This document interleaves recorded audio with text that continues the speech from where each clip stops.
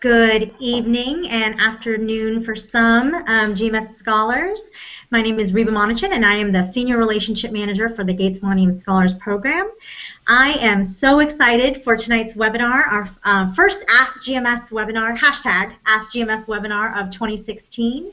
It should be a really good one tonight. We have 4 amazing panelists. We have members from Teach for America, Peace Corp, AmeriCorp NCCC, as well as City Year. And so I'm going to let all of our panelists introduce themselves tonight. And hopefully you all know me from previous webinars. I am also going to introduce myself really quickly. I am Senior Relationship Manager for the Alumni Program, and we have been doing this series for a few months now on various different topics, professional development topics, specific education, public health, GRE prep topics throughout the past few months, and we are eager to hear from you. So if you have any questions for our panelists or questions regarding our series, feel free to hashtag AskGMS on both Twitter or Facebook, and we will be happy to answer those tonight. Our lovely panelists will be happy to answer those tonight. So I'm going to start with Byron, if you would like to go ahead and introduce yourself. And Byron, you are on mute, so if you could take yourself off mute first. Got it. Thank you very much. My name is Byron L. Williams. I work with the United States Peace Corp. My title is Diversity Outreach Specialist, so I'm one of the people who's responsible for creating awareness and also garnering interest in Peace Corp for our applicants from under-resourced and typically underrepresented communities in the United States. And yeah, that's me. Awesome. Next, Jamal, would you like to introduce yourself?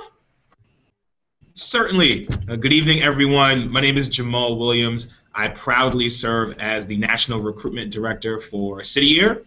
City Year being an AmeriCorp program where we take 17 to 25-year-olds and empower them to serve as tutors and mentors in low-performing schools across the country. I am also a City Year alumnus, proudly serving at City Year in New York for 2 years. Awesome. And Manuela? Good evening, everyone. Greetings from Texas. My name is Manuela Monsalve, and I serve as a recruitment manager for Teach for America, where I work primarily recruiting undergraduates in college campuses in Texas, and I also work with professionals as well. I am like the liaison for recruiting from City Year and other AmeriCorp alumni programs here in the state of Texas, so I'm super, super excited about being here today, and I'm originally from Delaware, but I proudly serve as an AmeriCorp member here in Dallas-Fort Worth. Awesome. And last but not least, Katrina. And Katrina, I believe you're still on mute. Wow, I thought I'd done that. Am I okay now? Okay, all right, thanks. Good evening, everybody. My name is Katrina Mathis, and I am the Assistant Director of Recruitment and Partnerships with AmeriCorp National Civilian Community Corps. We affectionately call it AmeriCorp NCCC, and I'll refer to it that way moving forward or the rest of this evening. And I oversee our national recruitment strategy. I enjoy my job, and I started my public service career as a Peace Corps volunteer in Guinea, West Africa. Those were 2 of the best years of my entire life. I loved it so much that I moved, well, I'm from Atlanta. I went to the Atlanta office, became a recruiter for the Peace Corps, and then I became Peace Corps' recruitment coordinator. I moved to D.C. to continue my public service career, and I have been with AmeriCorp NCCC ever since. I would just like to point out, as Jamal pointed out, that City Year is an AmeriCorp program. AmeriCorp NCCC naturally is an AmeriCorp program. Teach for America is an AmeriCorp program. And we are 3 AmeriCorp programs, but there are hundreds of AmeriCorp programs. And so tonight we are very excited to be here to talk with you about these 3 particular AmeriCorp programs, but there's so many more, and we'll talk to you more tonight about how you can learn about more in addition to ours. Awesome. Thank you all. And while the panelists are not speaking, we've asked everybody to mute their microphones. So if we have a few folks that are still muted, we'll try to catch that. But we want to make this the best viewing experience possible for everybody so that there's no background noise. And we will be taking your questions for these lovely folks. Also, if you are interested in getting information about these organizations or other AmeriCorp programs, as Katrina mentioned, after the webinar, there has been an RSVP link that has been sent out, but feel free also to message me or message Gate Scholars, and we'll also be putting that RSVP link on the YouTube page as well as with the hashtag AskGMS. So you all, if you're interested, can get information afterwards and after this webinar. But so let me start off. We did a short intro, but I would like to continue that and ask each of you to please talk about how did you get to where you are in your organizations? What's been your own experience with your organization? And talk to us a little bit. You all are so seasoned. Talk to us a little bit about your journey. Let's start with Byron. Okay, so when I was in college, one of the things that I was really looking, actually in high school, and I was really looking forward to speaking Spanish or becoming fluent in Spanish while living in a community abroad. And originally being from Las Vegas, I had a chance to speak a lot of Spanish and get to learn it. And so after I got to college, I basically was looking for a program that would allow me, after I graduated, to live and to work in another country speaking another language. And that so happened, I found Peace Corp at a college career fair, applied, got in, and ended up serving 2 years in the small southern African country of Lesotho. If you look at the map of, or the map of Africa, if you see South Africa, I served in a little country that is right in the middle of South Africa. And so, you know, that led me to serving 2 years in Lesotho, and eventually down the line, I ended up serving also with my wife in the Eastern European country of Ukraine, and that led me to also now working for Peace Corp in my current position. So I think it's been just a life of service, whether it has been a community service outside of my professional work, and now turning that into my professional work, which has also been my passion.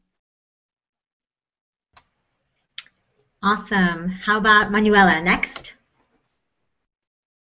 Yes, sure. So I actually was born abroad. I was born in Colombia, and I immigrated to the United States when I was around 7 years old. And I immigrated to a community where there were no other Latinos. So it was extremely hard for me to make any connections with other teachers. And I know that my mom really struggled. You know, she was trying to provide for me. She didn't really give me a lot of support academically because she just didn't know English. She wasn't familiar with like how American education systems work. So it was really hard for me to navigate alone throughout the entire education system. And when I got to college, you know, I was really excited to find other Latino students like myself. But when I got there, I really realized that there's not a lot of Latino students in college, and it really bothered me. So I started working with undergraduate admissions. And I had the opportunity to look at different applications, you know, those who were predominantly white, African-American applicants, and also Latino applicants. And I could really see a big difference in essays, in SAT scores, and grades. And it just blew my mind that, like, no one else on campus, like, seemed to be bothered by this. At the same time, I was a political science major, planning on going to law school, had taken my LSATs, applied. When my friend approached me about Teach for America, she said, hey, let's go to this info session. And when I sat there and just learned about the education problems that our children like face, it just clicked. Like all of the things that I had thought about from when I was 7 until I was in college, like it just clicked. And it made me feel really lucky to have gotten as far as I did in life, and I just felt like it shouldn't be a matter of luck. Every single child, regardless of your race, of your ethnicity, of your socioeconomic level, should make it to college. So I decided to put my law school plans on hold, and I applied to Teach for America, got in, and got sent here to teach 2nd and 3rd grade bilingual in Dallas-Fort Worth. And after my experience in the Corps, I actually transitioned to the recruitment team because I felt like my job wasn't done. You know, I'm really passionate about education, and just being in the classroom for 2 years wasn't enough for me. So here I am, hoping to do more. That's awesome. Thank you so much, Manuela. Let's hear from Katrina. Okay, I'm unmuted, yes? Okay, all right. Okay, wow, Byron and Manuela, those are very inspiring stories. And so I decided in the 10th grade that I was going to the Peace Corps. It was in a civics class. We were reading about the Peace Corps, and I said in class, I raised my hand and I said, I'm going to do this. I'm going to go to Africa, and I'm going to help people. And I totally forgot about it. And it wasn't until I was graduating from the University of Georgia, my senior year, that there was an article in the paper, and I remembered that I had said that, and it still resonated with me. I went overseas. Again, I said it was one of the best experiences of my life, and it was. And I came home incredibly passionate about it, and I wanted other people to have the experience. And I fought for, and I think all of us know that, you know, these recruiter positions are very coveted. You know, you serve in these organizations, and there are a lot of people that want these positions. And I fought tooth and nail for that position, and I wanted it, and I enjoyed it, and I became the lead recruiter. And I transitioned out of Peace Corps, and I came here, and I worked for, I didn't serve as an AmeriCorps volunteer, but I am passionate about national service and international service, and I felt that I could make a difference. And I believe that I have, because just as Manuela was saying, I began to notice the dearth of people of color in a lot of these organizations, and simply because they didn't know about the opportunities, not because of the capacity. They didn't know about them. And so I wanted to be able to bring that to the table. And I'm very excited now that even this administration for our particular program has legislatively mandated that 50% of our core be young people from disadvantaged circumstances. And that's huge, because it means that we go out and we get people who typically wouldn't even look at us, and allow them to have an experience that I believe is transformative. I believe my Peace Corps experience is transformative. I believe that AmeriCorps experiences are transformative. And I want to make sure that I'm giving as many people as possible to at least know about these opportunities. And so, again, thank you for allowing me to share this with you this evening. And last but not least, Jamal. Cool. It's hard to go last after all this.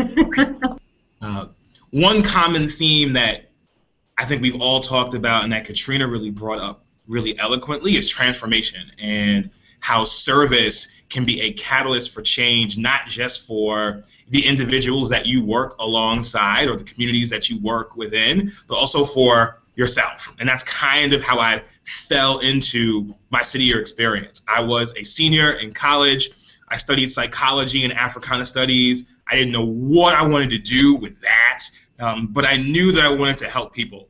I grew up in a family of servant leaders, be it in the faith-based community or in my own local community. And their example taught me that it is my duty to give of myself if I have anything to give. And in talking to a friend of mine who graduated a year before me, he was telling me about the city year thing that he was doing in New York. And he told me verbatim that he was getting paid to kick it with middle schoolers. And I said, whoa, that sounds like something I could be down with. I love the middle school generation. They often get a bad rap as being way too hormonally charged to do anything positive, but I felt I could change that paradigm if I gave them an opportunity and the skills to make a difference. So I applied to City Year New York and had a chance to work in a middle school in Queens, New York, not only doing in-school service, but also running after-school programs and then designing and running a community service program where middle schoolers would learn about social justice issues and then perform service that related to those issues. And it was there that I felt transformed in terms of seeing 11, 12, 13-year-olds talk about racism and personal conflict, understand the homeless population, and then identify the things that they can do as youth to make a difference. And I was hooked. I came back for a second year of service with City Year, where I had a chance to lead a team of AmeriCorps members in the implementation of their service. Then I moved to higher ed and had a chance to redesign and run Ithaca College's pre-freshman summer program, which was pretty much a direct translation of the skills that I learned in my service year. I was mobilizing, I was communicating, I was building people, and I was creating safe spaces for opportunities and growth. Then I returned to City Year, managing their middle school program in Boston, and then recruiting for their Boston site. And then after that, I left City Year again. I've made quite a few moves. And I then moved to Detroit and ran a political campaign where I had a chance to see a different side of public service. After that campaign ended, I was afforded an opportunity to return to City Year and serve on the national recruitment team, where now I go to where City Year doesn't exist. So we operate in 27 locations, and my job is, like all of us, to spread the word of service and connect people to these different opportunities that, like I said, can transform not only the folks that they work with, but themselves as well. Awesome. Thank you all. So you all talked a little bit about your organizations and the mission of your organizations, but if you'd like to add to that, I want to give you an opportunity to talk about the overall core mission of what your organizations do, and exactly what problem are you trying to solve through your individual organizations? How are they different? Am I unmuted? You are. Oh, okay. So AmeriCorp NCCC is a 10-month full-time team-based residential program for 18 to 24-year-old men and women. And we take these 18 to 24-year-old men and women and we send them to live on one of our 5 campuses. And we have campuses in Sacramento, California, in Denver, Colorado, in Benton, Iowa, in Baltimore, Maryland, and in Vicksburg, Mississippi. We're headquartered in DC, which is where I am.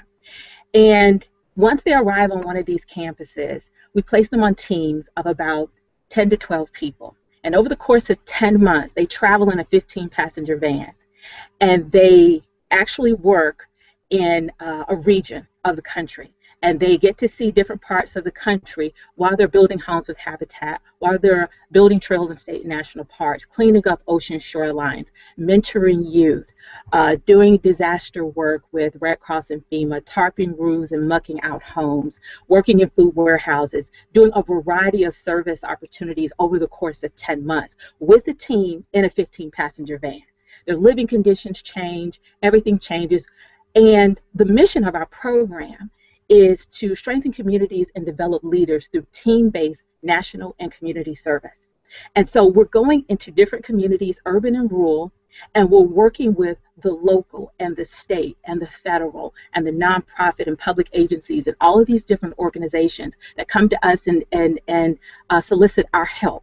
And we go in and we help for about 6 to 8 weeks at a time, do a variety of service projects, and then we move on to the next thing.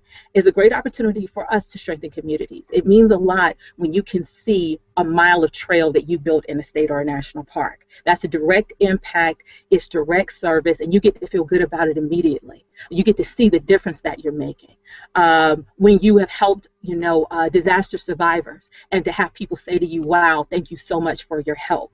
And so our mission is clear, strengthening communities through team-based national and community service with the added benefit of developing leaders. So everybody wins. That's a great description. Thank you, Katrina. Who would like to go next? I'll go. So with the Peace Corps, we have 3 main goals. The first one is providing assistance in the form of people with trained skills. The second one being actually getting that cultural experience in the country. And then the third one being with the experience that we get in the country, bringing that experience back to the United States. So for what we do, it's really about learning from people in other countries as well as us being able to provide assistance in other countries in 6 main sectors, those sectors being agriculture, community economic development, education, environment, health, and youth and development. So the problem, or I guess you say the issue that we're trying to address is within those 6 sectors is really seeing how we can help or how we can assist a community to add to the skill set or the skill base they already have. Not necessarily doing better, but just seeing, helping people to either think about different ways to, say, teach in a classroom, or thinking about, agriculture, maybe how to rotate crops so that way they get the best yield for the amount of time that they have rain or for the amount of space that they have. But what we're really trying to do also is expose Americans to another side of the world.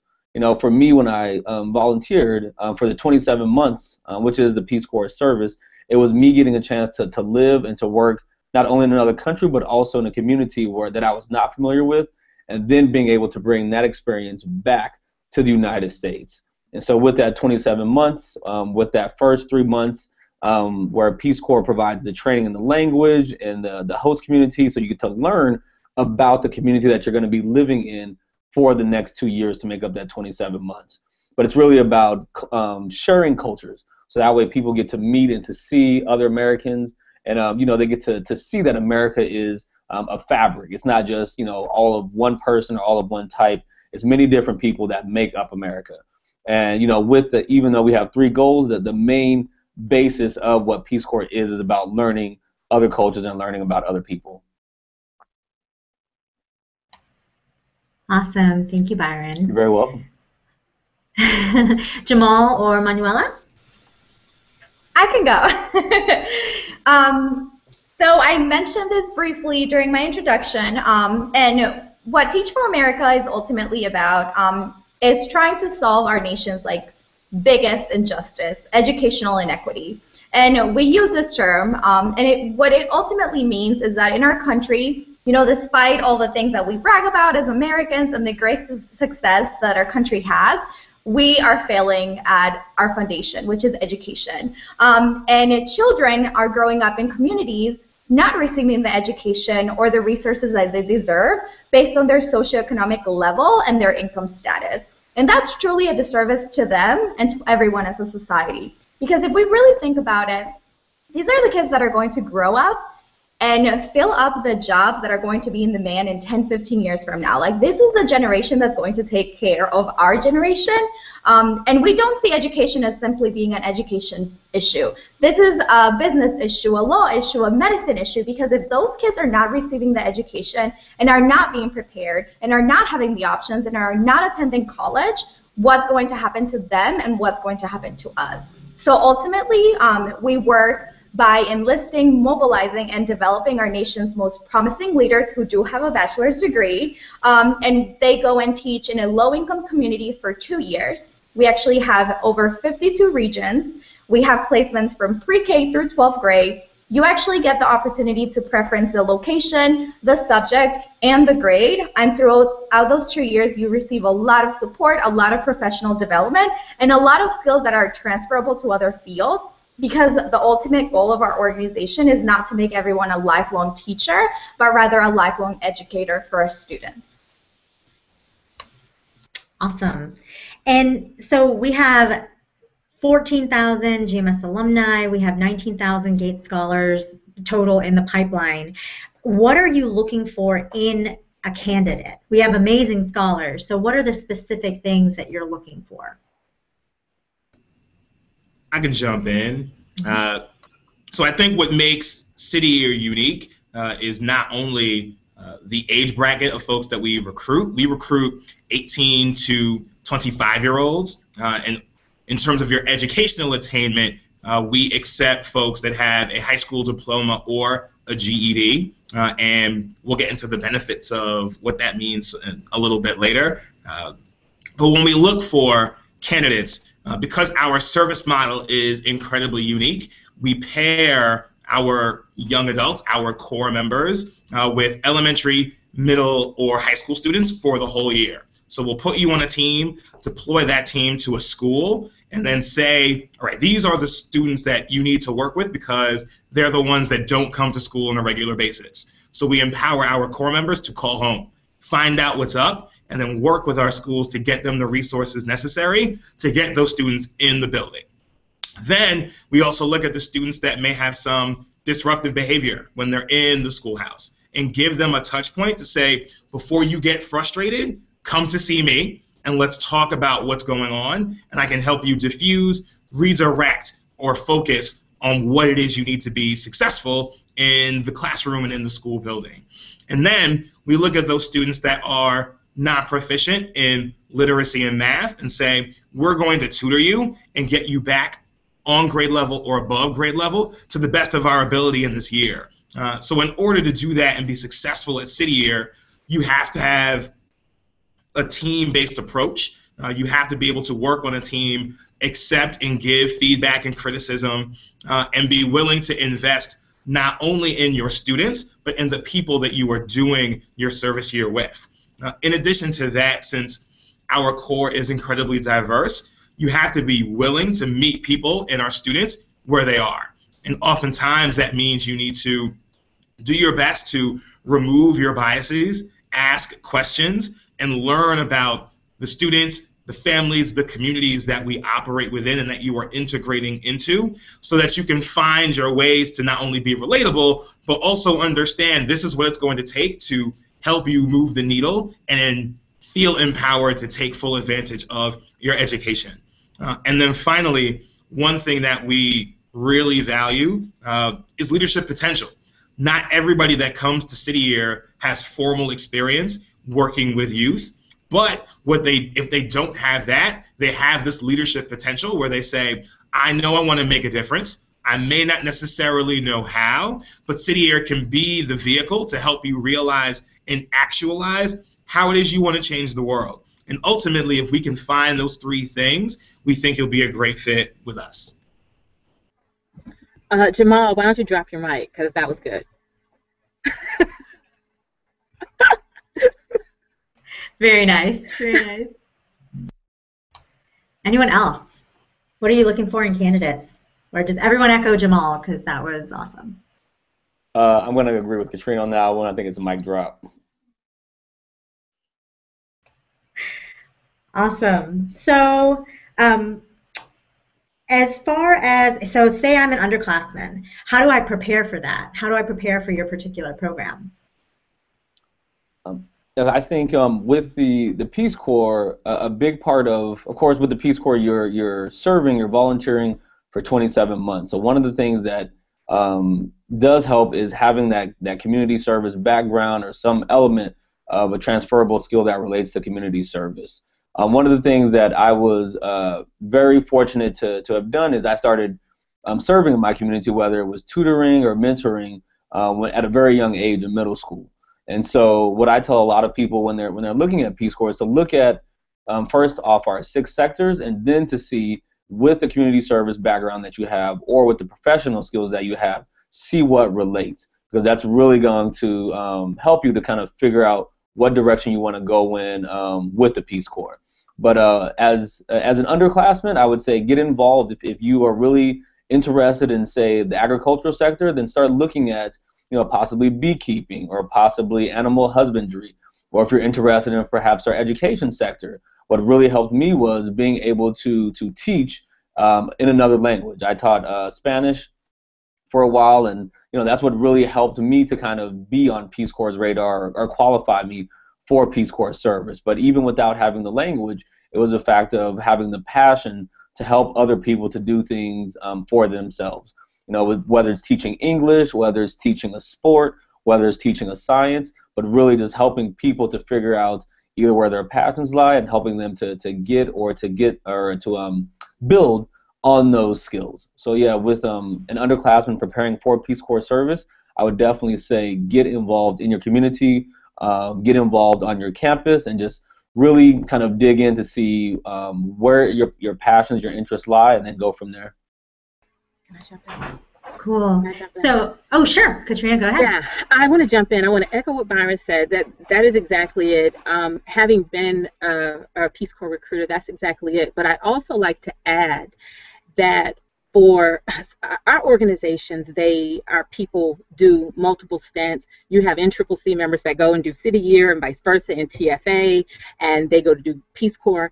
And what we will do, as Byron was talking about, people, getting themselves prepared and becoming more competitive. NCCC is a really good baseline for that, a really good opportunity. I mean, I encourage people, as Byron said, to start giving back, to start serving, whether it's through your sorority, fraternity. You don't have to be engaged in that way, but it could be through your church, community group, or something. But we want to see demonstrated experience, where you have been doing something and not necessarily that you led the canned food drive. That's great. But what we're looking for now, especially with, and I did not mention this, we have team leaders. So those teams that I talked about that travel over the course of 10 months in that 15-passenger van, they're led by a team leader. And there is no upper age limit for that team leader. So while our members are 18 to 24, there is no upper age limit. You can be 50 years old and I think you said there were like 14,000, alums. So, think about it. And what we're looking for are people who are comfortable, have a high level cross-cultural competence, cross-cultural understanding, and who have demonstrated that through the experiences that they've had. It could be the fact that you grew up a particular way. That's a great thing. But we need that diversity. We need people to be able to see through a different lens, because the team leader actually shapes the team. They create a cohesive team that goes out and they do this work together. And what happens when you get people who haven't had a diverse experience, but they have diverse team members, the team can become fractured.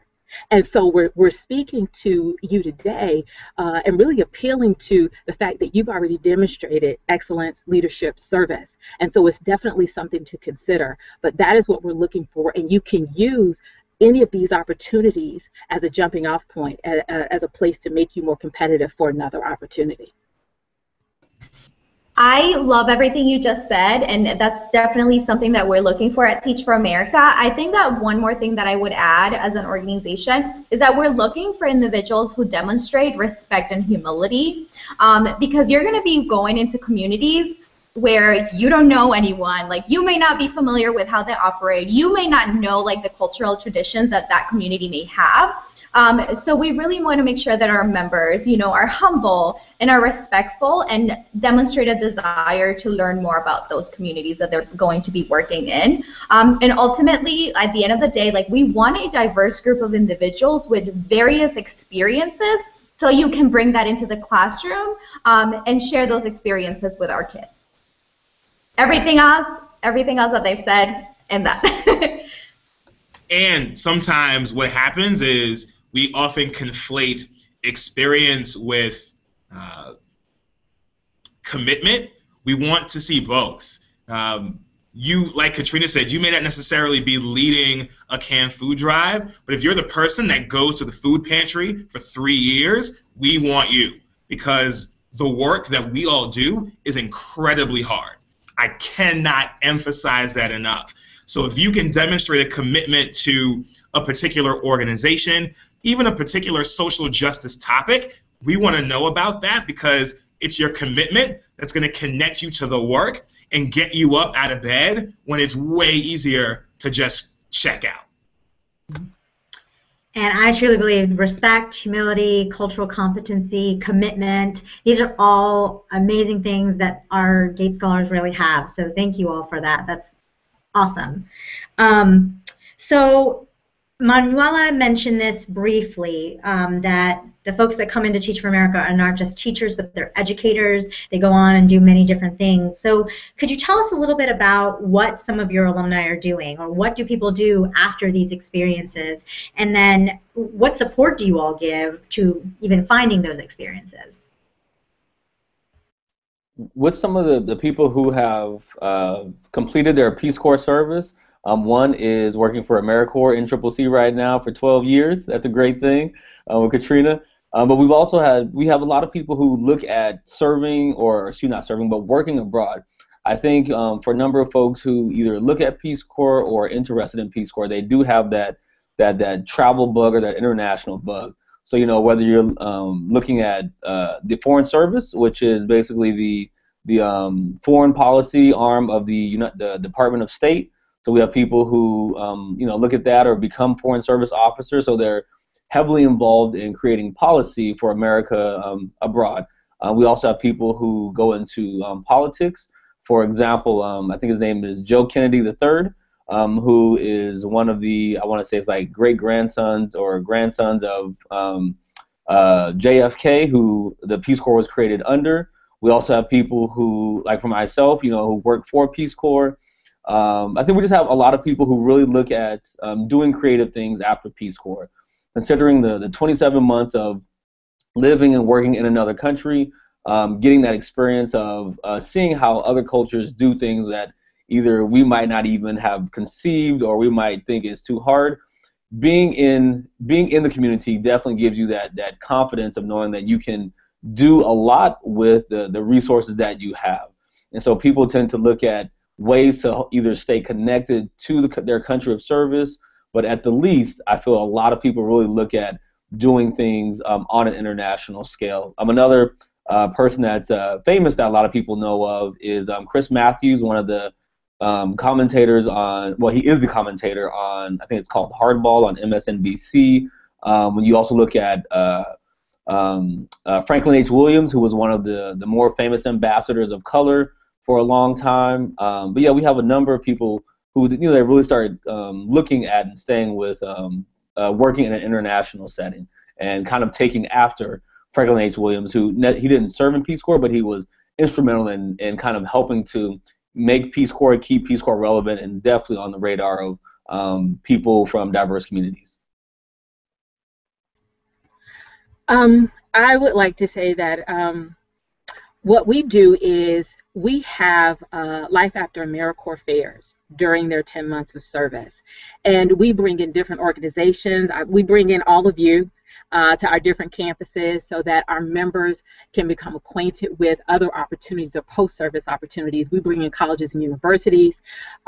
We even offer credits for during the training that they do, because our members go through 3 weeks of training at the start of their service, and they get credit for some of those courses that they do in team building and diversity and all of those things toward undergraduates, toward their undergrad. But then also we do that with grad school. They can get so many credits toward a certificate in nonprofit management. And so we have some incentives for people to further their education. But what I would want to say, one of the biggest is the Education Award. And full-time AmeriCorps members receive a full-time education award, which right now I believe is $5,775. It is indexed to the Pell Grant, so that amount would be the same as the Pell Grant. And so a lot of our people go on to grad school, and they go on, as I mentioned earlier, to do some of these programs, to do Peace Corps, to do Teach for America, to do City Year. I would say about roughly 25% of our staff are former members. They go on to, we have professors, we have people who started their own nonprofits, we have foreign service officers, we have a number of people who go on to do a number of things. And when we talked about the transformative aspect of service programs in general, I've talked to lots of members, but one in particular who went into NCCC saying, I'm going to do this, and then I'm going to go to law school. And within those 10 months, he had a tree planting project. And he abandoned, after that, he abandoned his desire to go to law school and became an arborist because he fell in love with trees. And so we have people who go on and do a number of things, but because that experience is so transformative, it could be anything, but they go on to make a difference. And I believe right now the person who runs AmeriCorps Alums is an NCCC alum. So they go on to do a number of great things. So the sky is the limit, because you really are honing and developing some great skills that make you super competitive, whether it is to employers or to college admissions officers or graduate school admissions officers. You can stand out from the crowd as a result of this experience. Yeah, I think service makes you marketable, just as a young person. And what's great about becoming more marketable is that I also think service makes you courageous. I think when I was 22 and I was very much set on what my path was going to be, I was willing to take a step out and do something that was non-traditional and serve. And that completely changed the trajectory of my life and my career, and it helped me really put my passion into practice. And I think that's what we really try to cultivate here at City Year. So at each of our 27 locations, every Corps member before they graduate will work with their team leader, who is a second-year AmeriCorps member, and their impact manager, so a dedicated staff member that focuses on their personal and professional development, to come up with what we call a leadership after City Year plan. And our alumni go to graduate school. They participate in some kind of participate within City Year again, like I did, and then get comfortable and get a staff position and then leave and then get another staff position and then leave and then get another staff position. But we also have, in addition to being an AmeriCorp program, we have the Education Award that Katrina talked about, and we have partnerships with over 90 different graduate programs that will say, oh, you did City Year? Let us give you some more free money so you can come be a part of our programs. Because they recognize just the kind of individual and character that it requires to do a year of service. So you'll have those supports in place, and then we also ensure that if core members want a mentor, either from the staff community or from the AmeriCorp alumni community, we forge those relationships as well. So I have 3 mentees that I work with that are currently serving at City Year Boston. All have a host of different interests and passions, but I'm glad that I'm here to be a touch point for them, just to be another set of eyes, a soundboard that's going to say, oh, have you thought about this? Let me connect you with this individual, and really make sure that when you graduate from your 11 months with City Year, you have a plan, you feel good about that plan, and you're already taking steps to execute it. I think similar to City Year, Teach for America also has a ton of graduate school partnerships in place that we have there, where the partnership may range from waiving your application fee to giving you a full ride because you did Teach for America in the past. That's actually like one of the reasons why I joined, because I say, hey, I can then go to Columbia Law School and get an additional scholarship for it. But another thing that we have in place as an organization is just professional development fellowships for our alumni, such as the Capitol Hills Fellowship Program, where you actually get placed in a full-time position working with a congressional staff member for an entire year, and it's a paid position. We also have something like the School Leadership Fellowship for those individuals who are interested in leading school systems later on. And you know, at Teach for America, we really take pride in our alumni. We believe that as an organization, we would be nowhere without the phenomenal 42,000 alumni that we have who are doing incredible things. And personally, like, they're the reason why I wake up every day, aside from my children. Like, they are motivation to know that I can get that far as well. And it just makes me think of amazing individuals like John White, who is the Louisiana State Superintendent of Education, or Miguel Solis, who's the VP of the Dallas School Board of Education. So just know that whether you do City Year or other AmeriCorp programs or Teach for America, like, these are only going to really propel your career, and they're only going to open doors for you. Like, not only you're going to get paid work experience and you're really going to develop yourself as a leader during your service, so many other doors are also going to open as well. Can I jump in here and say something that's going to benefit all of us? Something that is very important to know is that the Corporation for National Community Service, in partnership with Peace Corp and the Franklin Project, developed Employers of National Service Initiative. And so this is a list that is, I know it is at nationalservice.gov/employers. That's where you can find the list. But a list of high-level organizations, public, private, federal, nonprofit, that have agreed to give consideration to Peace Corp and National Service members, alums. Okay, so and that's for jobs. And they have, there are organizations such as, let's see, Comcast, NBC Universal, Red Cross, the City of Nashville. There's a list. I won't go through the whole list. I don't know the whole list, but there are at least 200, if not more. And so that is an added benefit, that when you list that you have participated in national service and or Peace Corps, you're giving consideration. And so, of course, you got to get in and you got to make that work for you. But there's a list of them. You can reach out to them and you can know that they have agreed to this because they know what people who served in national service bring to the table. Awesome. And the fact that all of you all are national, international, I mean, the organizations speak for themselves. They've just done amazing work. And I cannot echo enough the amount of pride that we have in our alumni, all of our organizations, because really we wouldn't be able to do this work without both the core members and current scholars in our organizations, but also the alumni that give back and really take pride in that philanthropy of being able to give back and serve and be leaders in that way. So I want to spend the rest of the time talking about logistics and talking about some of these core pieces that I'm sure people are wondering in terms of financing. I know, Manuela, a few folks mentioned the graduate school opportunities. So let's start with, how does financing work? And we know that these are service organizations, so what does salary, what do benefits look like, and how is that different for your individual organizations? So with the Peace Corps, we for that time that you're serving as a Peace Corps volunteer for the 27 months, you are, with us being a federal program, of course, it's you as a volunteer taken care of by the American taxpayers. So the great thing is that that whole time while you're serving, you're covered for medical insurance, you're covered for dental insurance. You also get a monthly stipend, and in that stipend, it covers a little bit of traveling in the country. It covers your meals and incidentals, so your food, of course, that you need while you're there. If you have to pay rent wherever you'll be staying in the community, it covers rent. One of the things that, as you're living there, the community, one of the things that they have to contribute to you being there as a volunteer is the housing.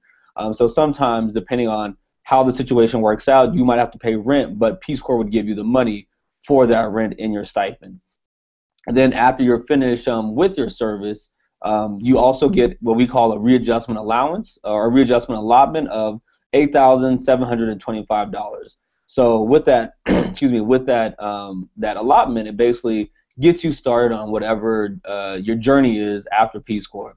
But while you're in Peace Corps, it is some of the, I should say for myself, it was some of the best medical treatment, dental as well as medical, and for a lot of volunteers it is, because if anything, you don't have to go through the hassle of having to fill out a ton of paperwork to get things taken care of. If you happen to get sick, or if you happen to, say, I don't know, break a pinky or something, because you're in Peace Corps and you're working for Peace Corps at that time in country, everything would be taken care of. And then after your service, just like a lot of all of us, I think, here on the panel, we also have the benefit of looking at higher education, or an advanced degree. So whether it be a fellows program where you can get money and benefits for having served in Peace Corps at over 160 different universities. Also, we have a program called our Master's International program, which allows you to be in Peace Corps, to be serving in Peace Corps while you're working towards a graduate degree. So yeah, those are some of the benefits, and I tell people those are great benefits, but really also look at what you're doing while you are in country. You're helping somebody that has requested you or somebody with your skill set to be there, and definitely use that to your advantage with getting to know about other people, other countries, as well as yourself, and just trying to grow within that experience. Thanks, Byron. Real quick, I know you said so all the living expenses are covered plus the stipend. Was the flight covered? I'm sorry if I missed that. No, I didn't mention that. Yes, the flight and everything is covered too. So you also, Peace Corps covers the flight to the country that you'll be serving in, as well as the flight back home after service is over. And then along with that, you also get 2 vacation days per month. So you get, if you have time, or not if, when you have time to travel, you get that. Plus, you get the national holidays in the country where you're serving. So it's great because you get a chance to not only work and to learn, but also to travel and see other areas, other communities, and other countries during your service. Awesome. Thank you. You're welcome. So, Go ahead, Manuela. So at Teach for America, during your service, you actually get a full-time teacher salary plus benefits. And the salary really depends on the region where you're serving because teachers get paid differently based on where they live. So to give you a little bit of context here in Dallas, I started making $47,000 And because I was a bilingual education teacher, I also got a bilingual stipend. And at the end of my first year, I started receiving my AmeriCorp award. Another thing that our members have as compensation is that out of our 52 different regions, 47 of them have graduate school partnerships during your service. So the second year that you're in the classroom, you actually can start your master's in education, which I did at a discounted tuition rate, and on top of that, you can use your AmeriCorp award to pay for that, for the tuition as well. I know that I only said 47 out of the 52. The other regions that don't have graduate school partnerships, actually everyone is eligible to apply to Johns Hopkins and get their master's in education online. So full-time teacher salary, full benefits package, and the option to get your master's in education during your second year in the service. And for the Gates Scholars, also, some of the things that we don't cover include professional degrees, even though we do cover many of our graduate programs that our students, our scholars and alumni are in. Could you all mention if your program does provide funding for professional degrees, such as law school, med school, business school? Yes, so those benefits come after your 2 years of service, where I know that Jamal also mentioned this, that we have partnerships established with universities already. So the optional master's degree, you can do it while you teach, or you can do it after, and then after your 2-year service is when you can take advantage of the law school, business school, or the medical school partnerships that we offer. Thank you. Katrina?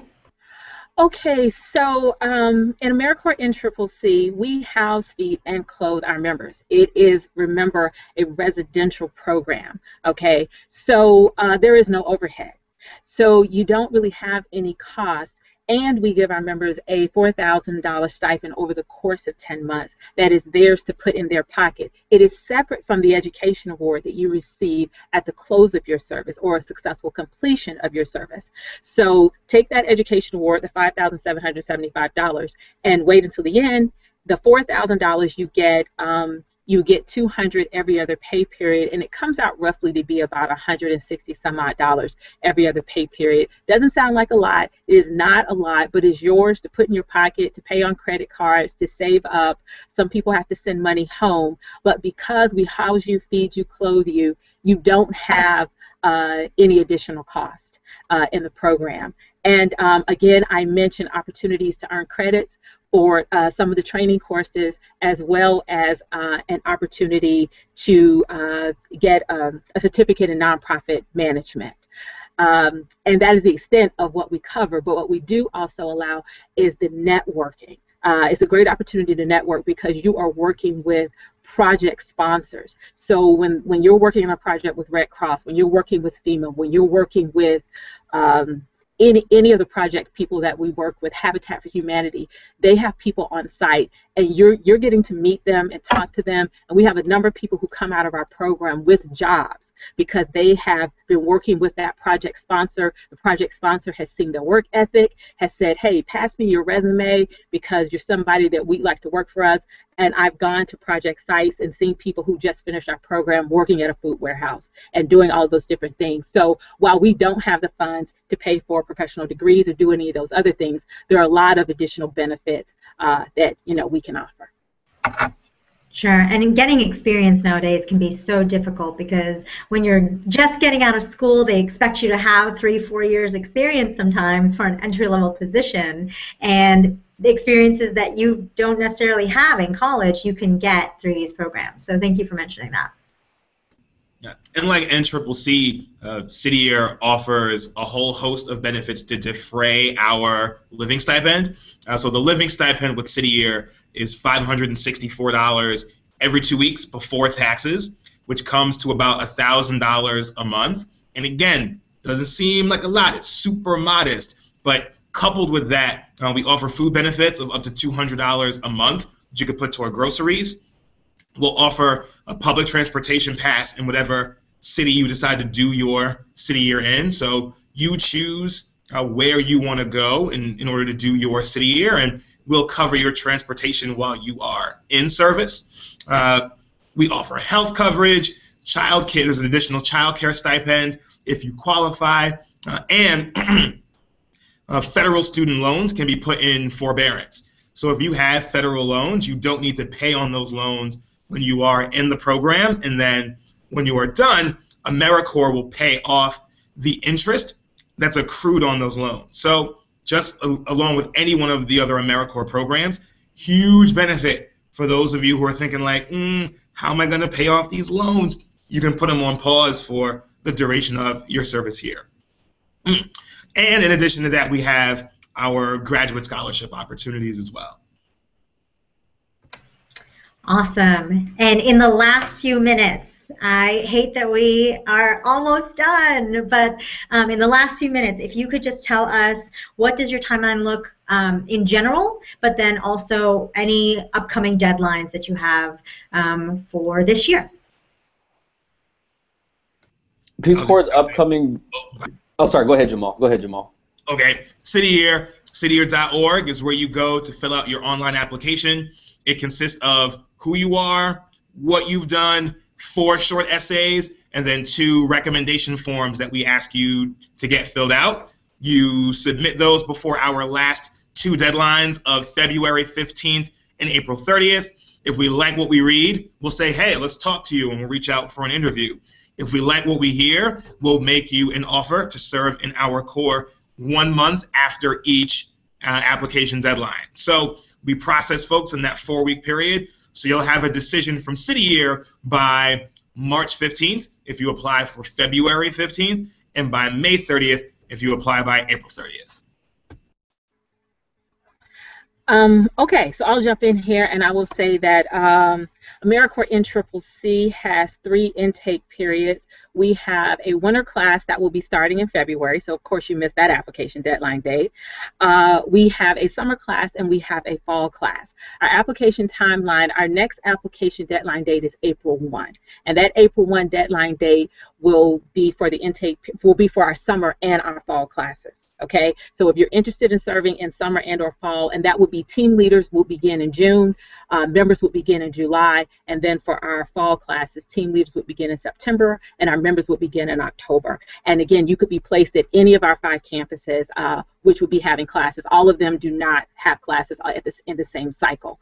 And our next application deadline date after the April 1 would be October 1, and that is our revolving application deadline date. You will go to nationalservice.gov/NCCC, and I really encourage you to scroll all the way down that page because we actually have an application process. We give you approximate timelines, and we actually show you, we have a visual guide to our application to show you what an application that is a stellar application looks like, and one that we encourage you to submit, and to submit early to increase your chances of being selected. And then for Peace Corps, our next application deadline will be this April 1st, but we have 4 deadlines throughout the year, usually January, April, July, and October. Our application usually taken between 6 to 9 months, so from the time that you click apply to the time that you are on a plane and in your country of service. The way our application works is you get to choose what programs you want to apply to. So for example, if you were looking at an education opportunity in Ghana, you could apply to that specific opportunity, and you can choose up to 3 different programs. And so with that, a 6 to 9 month process that includes your application, it includes a couple of references, includes what we call a motivation statement, so why you would like to serve in Peace Corps, and what skills you bring to the table. And then from there, it's going through a legal and a medical clearance to make sure that you're able to serve in the country where you'll be. So that clearance might look different depending on where you would be going. But yeah, 6 to 9 months. And for that, you can check Peace Corp. That's corps.gov /opportunities. But what's something that's very helpful in that process, you can also check out peacecorp.gov/events. You can connect with one of your local recruiting offices that we have throughout the United States to maybe talk with a recruiter or Peace Corps staff to help you with your application. So that way you can hopefully be able to submit the best application and get the a great chance in actually becoming a Peace Corps volunteer. Lastly, I'll be really, really brief. So the first portion of the application is an online application that should not take you over 2 hours. You're going to need your resume, an unofficial transcript, and you're going to have to answer a few short answer responses. We have 2 different application cycles. So if you're a senior, you have 2 more applications to complete. Next one is January 15th. If you apply by January 15th, you would have an offer by March 7th. And our last senior application is March 4th. If you apply by March 4th, you're going to have an offer by April 25th. So those were the senior applications. Now, if you're a junior, we actually have 3 junior deadlines, January 15th, March 4th, and April 20th. And you would know about notification by the end, towards June, and then you would have to confirm your offer in early fall. So if you apply as a junior, you actually get a lot more time to think about your offer and a lot more time to continue to learn about Teach for America. Awesome. And I know you all are all very selective programs, so I want to wish everyone good luck as they apply to these programs. So we are coming to the end of our time, but I want to give the panelists a chance to say any final words, any final things they want scholars to know about their program, and give well wishes. Yes, so one thing I'd like to correct really quick, I said peacecorp.gov opportunities for our openings. It's actually peacecorp.gov/openings for the different openings in the countries. But I would like to say, it's great being asked to be here with GMS, and for the skills that all of you have and the skills that all of you are building, do definitely take advantage of those. I know some people think that they think about what they can bring to the table. Just know that you're in GMS because GMS sees the potential in you, and somebody also has seen that potential even before GMS. So definitely just have confidence in knowing that you have something to contribute, whether it's to Peace Corps, whether it's to NCCC, whether it's to City Year or TFA. We would love to have somebody with your skill set, with your personality, with your passion. But whichever direction you choose, just make sure you keep doing what you're doing, whether it's at your school or in your community, but be a part of the change that you would like to see. It's very cliche, but change is and does start with you. So be a part of the solution and do what you can to benefit your community and for your community to also learn from you, no matter where you choose, who you choose, or where you go. I would like to say that, even if you're thinking about doing service or applying to Teach for America at that 25%, I really, really encourage all of you to go and apply, teachforamerica.org, because the application process is only going to allow you to learn more about the program. I think that a lot of people have big misconceptions that if they apply, they have to be committed to the program and want to do it right away. No, it's just an opportunity for you to learn more about the program and to have it as an option. And service is just going to really, really transform your lives and the lives of others.